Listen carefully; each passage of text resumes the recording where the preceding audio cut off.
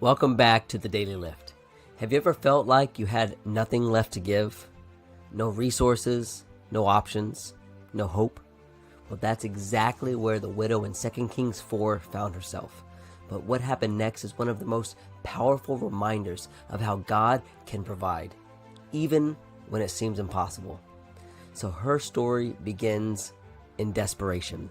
She had lost her husband, she was drowning in debt, and her 2 sons were about to be sold as slaves to pay back what she owed. And in her despair, she did the only thing she could do. She turned to Elijah, the prophet of God, and asked for his help. And what was Elijah's response? He asked, "What do you have in the house?" And her answer was heartbreaking. "Your maidservant has nothing except a jar of oil." That little jar of oil became the key to her miracle, though. Elisha told her to borrow as many empty vessels as she could and start pouring her oil into them. Imagine her hesitation. What good could one small jar of oil do? But she obeyed. She poured and the oil kept flowing. It didn't stop until every vessel was full.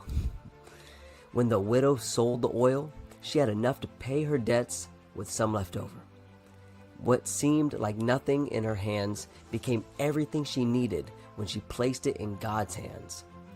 There's so much for us to take away from this story. First off, God asks us to bring what we have.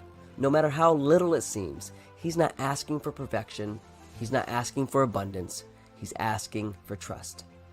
Next, faith requires action.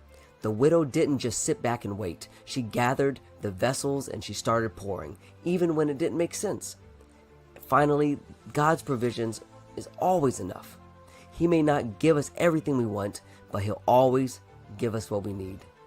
Maybe you're feeling empty today, empty of resources, empty of energy, empty of hope.